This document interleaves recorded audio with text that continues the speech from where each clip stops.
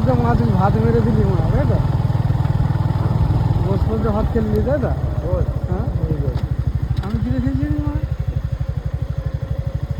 পোনা মাছ মা, আলুদের রান্না, হ্যাঁ, আর কদু শাক দিয়ে পালং শাক। হ্যাঁ, আমি বললাম মা কদু শাক খাবো, শাক খাবো, শাক খাবো, এই জন্যই বললাম ভাই পেটটা ক্লিয়ার করবো বলে। তো তোমার ক্লিয়ার আছে নাকি? আমি বললাম লোটে শাক নিয়ে আনো, জানিস তো? লোটে শাক নিয়ে আসো। আব্বা বললো লোটে শাকটা ইয়ে শাক খাইনি, তোমার ভালো লাগে না। কালকে দেখি খাঁটি মনে শুশনি শাক নিয়ে আসো। সকাল সকাল করে যদি উঠিস তাহলে বাজার ফাজার করতে যাবো, কে বলতে হয় এখন? তাহলে একটা মনে ফ্যামিলিগুলো মানুষ আমার ধর কে বলতে হয় কেন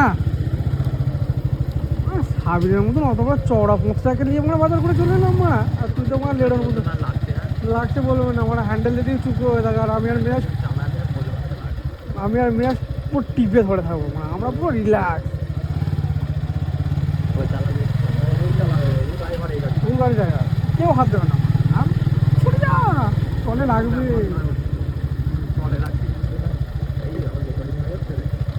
না, ও অসুবিধা নেই তো, তাই তো ভাই? কেটে দেবো।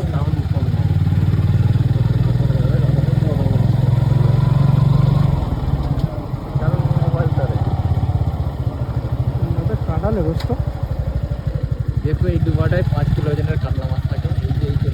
এইটা 7.5 কিলো একসময় ছিল, এখন আর চলে গেছে। আর এই যে আমার বাঁ হাতের পুকুরটা, এগুলো তো 3 মাছ থাকতো, বড় বড় 3 মাছ, বড় 3 মাছ, 5-6টা অন করে 3 মাছ। আর এই যে রাস্তাটা দেখতে, এই রাস্তাটা খালি পাওয়া যেত, এই রাস্তা শুধু ঘোড়া যেত, এই যে রাস্তা এটা সিপাহীরা যাওয়া করতো, রাজাদের রাস্তা এটা। এই যে সামনে কিছু ঘরগুলো দেখতে পাচ্ছে এসে গেছে, ঘরগুলোতে আগে তাঁতের চাষ হতো, এখন ঘর করে ফেলেছে। কোনো ভালো নেই, রাজারা থাকতো আমরা কি এই যে দেখেছো আগুন লেগে গেছে, এদের পয়সা বেশি হয়ে গেছে, ওই জন্য ধানে মনে আগুন লাগে।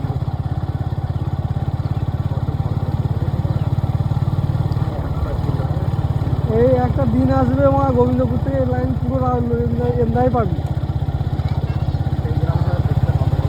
না, আমরা দেখবো না, আমাদের আন্টু পান্ডুগুলো দেখবো, আমাদের গেন্ডাগুলো।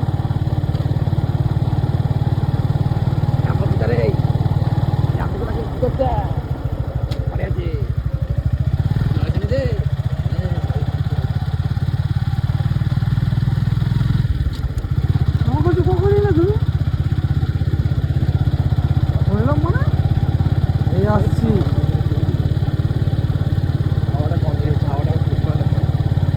এখানে আমার কোথায় গান দোকান পাবি হাত করে হয় মা, ও সব মা দেখাচ্ছে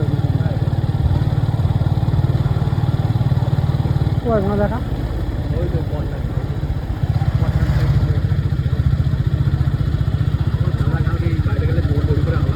কোনটা গেছে